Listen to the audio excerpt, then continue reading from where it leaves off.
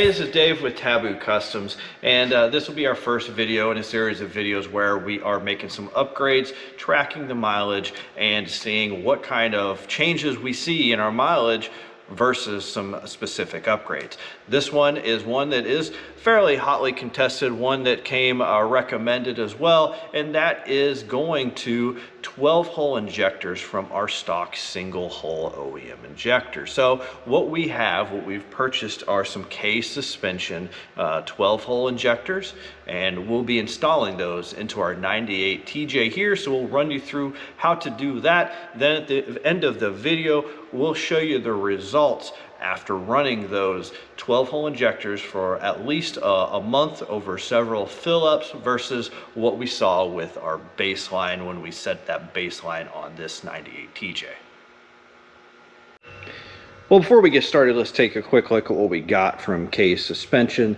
We got obviously our 6 12 hole injectors.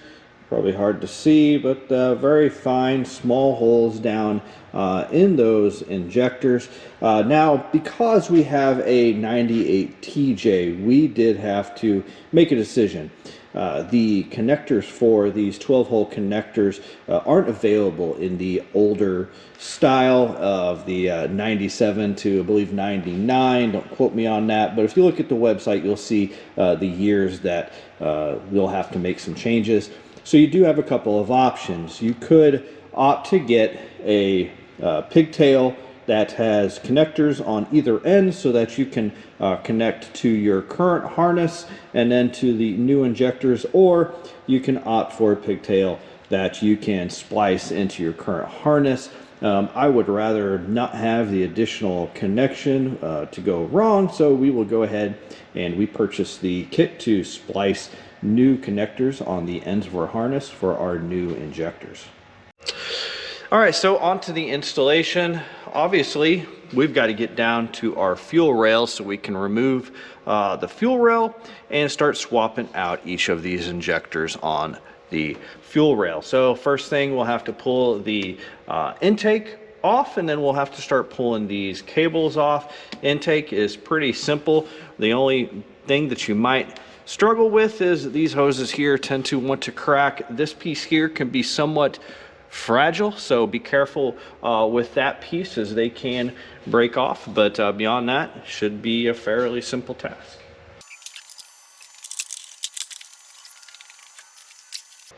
All right, so now for the next step, we'll have to remove our 3 cables here, which are the throttle cable, the kickdown cable for the transmission, and then also our cruise control cable here. Now you do have to be somewhat careful with the ends of these cables. They need to pop off this way for this one and this one here. This is not stuck. We've had to make this to replace our kickdown cable. That is a fairly common breakage, but when you look at this, you'll have to make sure that you push correctly so you do not break this little horseshoe piece off, and then you'll just have 2 tabs up here so you can pull it out of that square.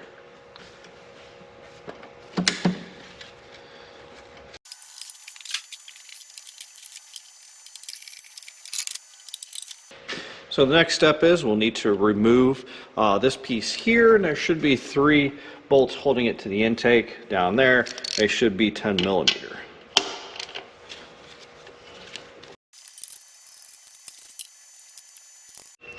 All right, so before we go too much farther, we're going to disconnect the ground wire and the battery and make sure it's not touching, and then we'll come back and we'll have to drain this fuel rail for a little bit of fuel.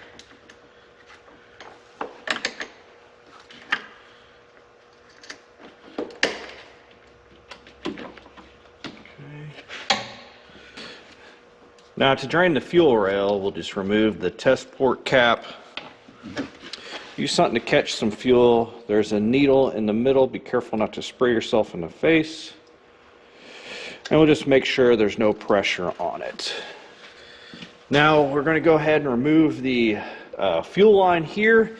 Our fuel line's a little different than what you may have. A lot of these will take a special little clip to go inside to push on all the little fingers on the inside of the clip. Ours actually was messed up when we purchased the vehicle. They just hose clamped the fuel line onto the rail, so we actually replaced it, replaced the end with this piece that you can purchase at most auto parts store or online. Now, before we start removing the fuel rail and the injectors, we're actually going to go in and start labeling these injector connectors to show which injector they went to. One thing we noticed now while we have started pulling this apart, at some point someone had an additional wire connected to this first injector here, so there's already been some folks in here messing with this wiring. So another reason why I'm glad to just go in, cut these wires back, and wire new pigtails in.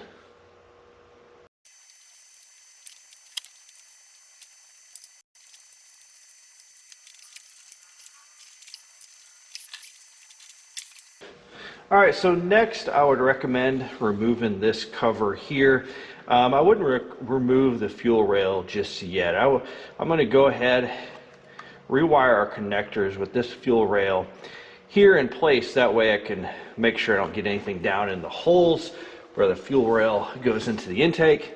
Now, to pull this cover off, you'll have to pull it from both sides. It's easiest to maybe loosen up one side and go on the inside and start pulling it loose there. Okay, so that'll give you a bit of play to work with.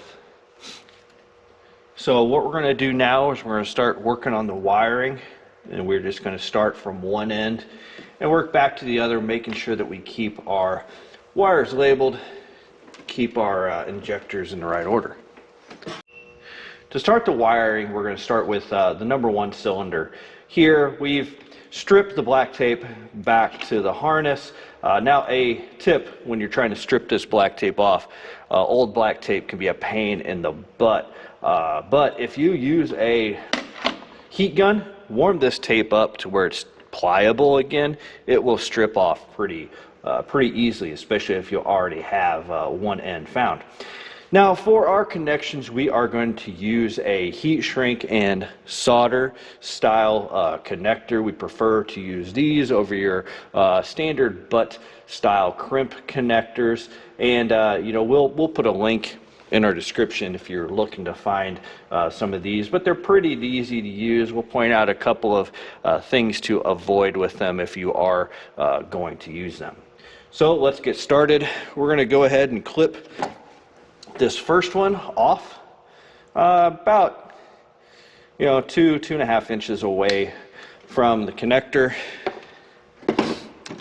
leaving us plenty of space back here to the harness in case we for some reason need to do it again.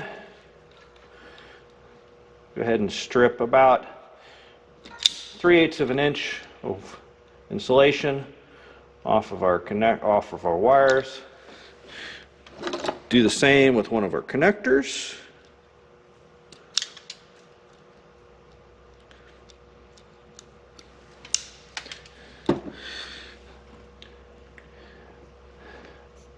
All right, so now you might say, okay, we've got a red and black wire, we've got orange with a green stripe and white with a green stripe here.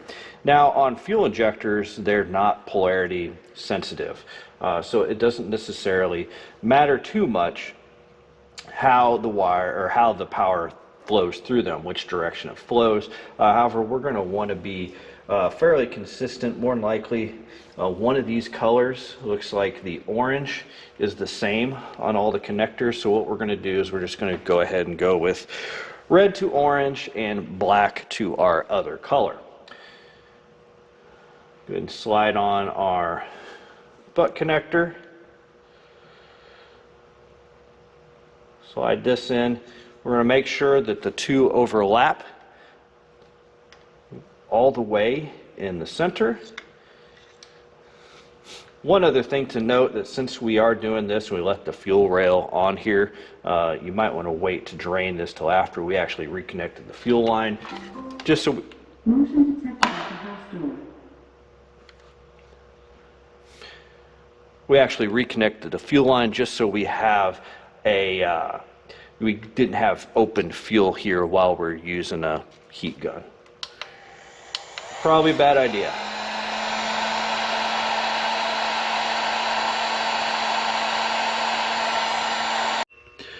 All right, we want to take a little bit closer look at this connector here. What we want to see whenever we're using these connectors is that we can see that the solder here has melted. Whenever these connectors are unmelted, you can see it's a fairly narrow band, but you can see here that the solder definitely has melted and connected those two wires. We also like to see that these two red bands here also have started to melt a little bit as well. Now, one thing to watch when you are using these is you need to hold this in place until it has solidified. When this is melted, you can pull these apart and cause yourself some issues. That's really the only issue we've noticed with using these style of connectors, but definitely would recommend these over others. After we get done with all of our connections here, we're going to go in and we're actually going to put some aluminum over these wires.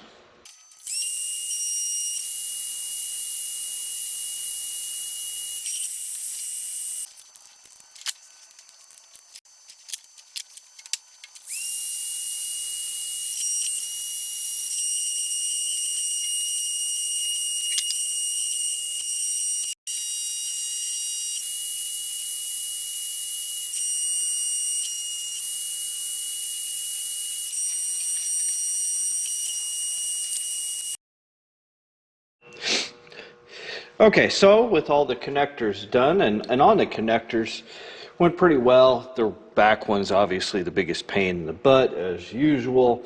One thing about the back one is that the wiring from the main harness here was a lot shorter than the others, so we ended up cutting it a lot closer to the connector. Now we've removed the fuel line again, and now we need to go ahead and remove the fuel rail. There's 4 bolts here. They're about all 10 millimeter.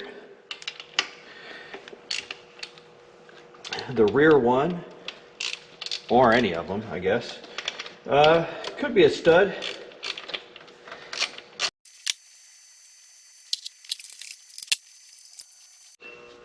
All right, so now with all 4 of our fuel rail bolts out, we'll grab front and rear of the fuel rail, wiggling it slightly and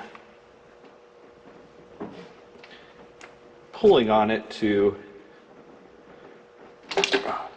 remove the fuel rail. Now, you'll want to check and see that all the O-rings came out. See, this one here actually almost popped off, almost stayed in the hole. If they did stay in the hole, you'll have to dig those back out. Now we'll take this over to our table. Okay, so now with our rail on the table, we can start pulling the injectors. The clips on the back here are pretty easy. Just put a flat screwdriver in and you'll be able to pop that clip out. So, but be careful you don't do that. They go flying, so make sure you got one hand on the clip, making sure it doesn't go flying across the room. Pulling out the old injectors again, just kind of twist, wiggle.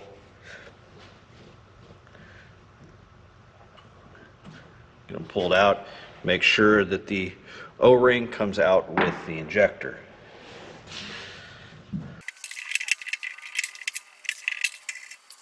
All right, so for installation of the new injectors, we'll need to lubricate the O-ring a little bit.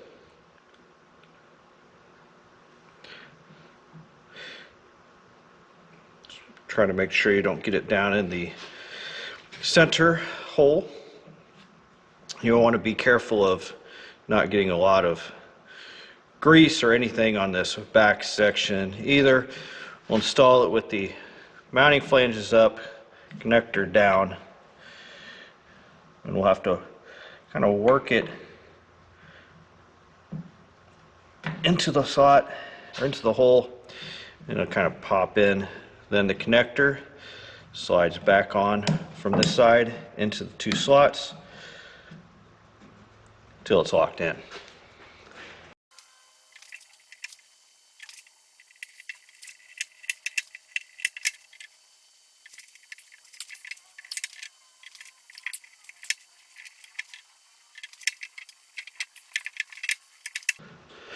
Okay, so now before we go to reinstall this in the Jeep, what we're going to want to do is apply some sort of lubricant to these O-rings as well. Again, taking care not to get anything down in this black or silver area where the actual head of the injector is.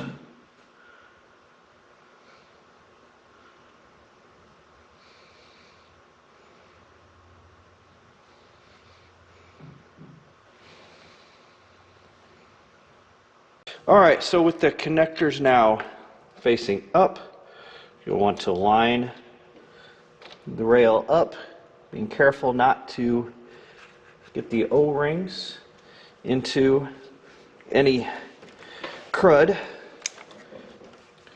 Then as you have them lined up, you wiggle it a little bit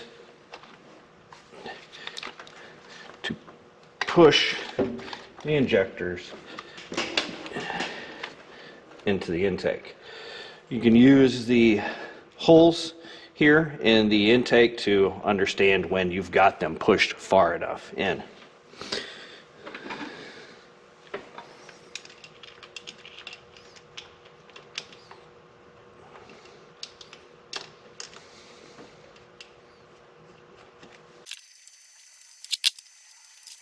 Alright, so now that we have all of our bolts in, if you want to torque your fuel rail bolts, I believe it's 100 inch-pounds.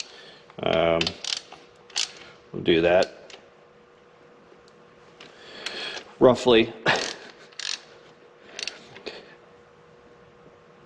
It is going into an aluminum intake, so you don't want to crank on it too much.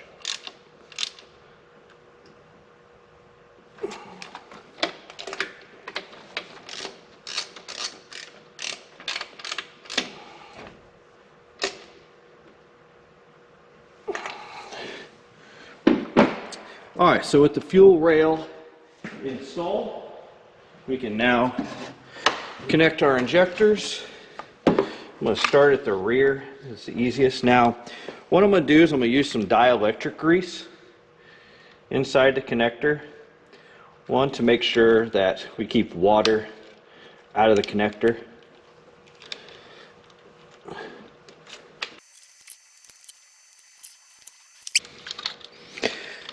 Alright, we'll double check that we've got them all on correctly.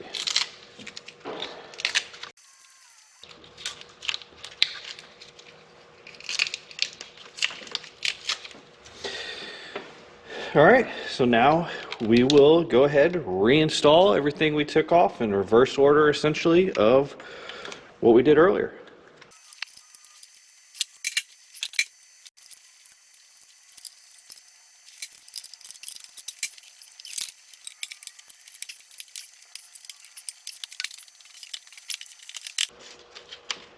Alright, so I think we're ready to go ahead and try to start it up. Now, one thing they do mention in the instructions that you may need to reset the computer.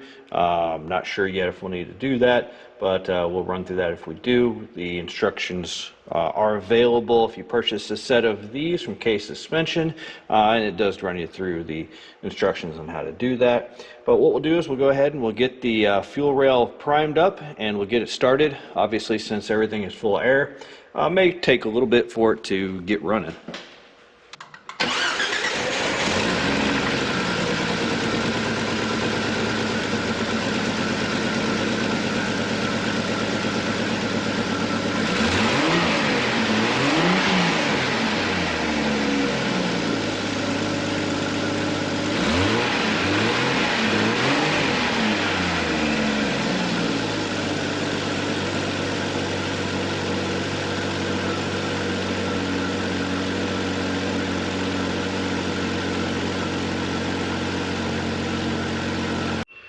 All right, so that was the installation portion of getting the K suspension 12-hole injectors installed. So we got it running, took it out for a drive.